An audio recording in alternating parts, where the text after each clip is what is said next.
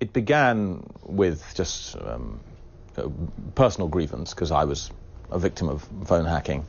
And then I had this extraordinary piece of luck where I ran into an ex-features editor from the News of the World itself in this unlikely scenario where my car broke down. It's a long story, but anyway, he started boasting about hacking me, hacking everyone, all the dirty tricks of the News of the World, their sinister relationship with the Metropolitan Police, their relationship with the Prime Minister.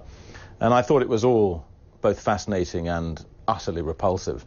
And so subsequently I went back to see him. He now runs a pub in Dover, and I dropped in for a pint and a chat and bugged him. I bugged him back. I was wearing a wire and got him talking all this stuff again, and I published it all in a British paper, the New Statesman.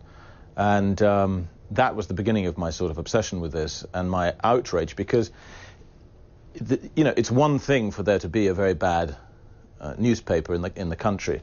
But when you start to realize it's not one, it's all our tabloids who've been shockingly out of control for a long time. And when you realize how much collusion has been from the police and how much collusion has been from our lawmakers, from our government, who need these tabloids, especially the Murdoch press, to get elected, you start to think, I'm not proud of my country anymore. This is not the democracy I thought I was proud of. What do you now want from the authorities? You've said you have no confidence in an investigation by News International and News Corp.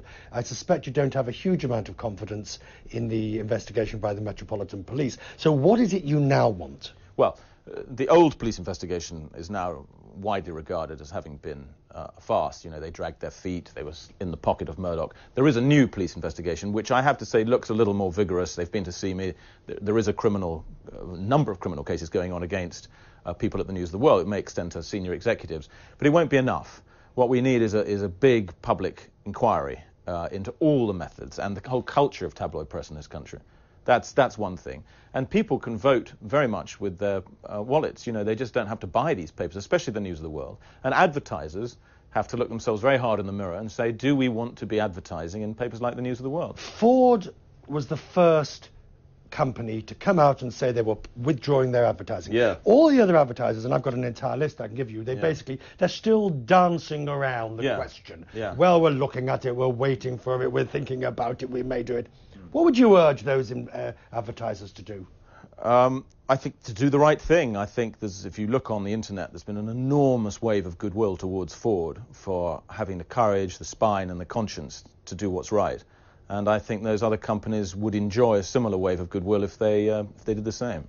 They're just being weak at the moment, or they're waiting to see which way the wind blows? I think that, rather like the government, they're hoping to kick the whole thing slightly into the long grass. Maybe some other big news event will come up and, you know, the pressure will die down. And that's why it's the job of unlikely people like me to keep the pressure up all the time, because it's not going to come from the government, and it's not really going to come from the opposition, who have a squirming at the moment because they like to have a cosy relationship with the Murdoch press as well. So it's not going to come from politicians. It's certainly not. It's not much going to come from the police. So it's left to, as I say, a few unlikely souls like myself, who will be slaughtered for what we're doing. Yes, you will be, won't you? Yeah. You're expecting the full wrath of tabloid journalism against you. Yes. Even with all that might imply for you. Yes.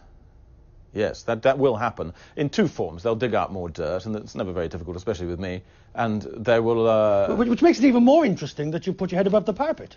I feel strongly about it. You know, I feel really strongly, and I think this moment where the British public, and now an international public, has seen just how repulsive these people are, is the moment when I'm hoping more people will come out of their trench and say, this has got to stop.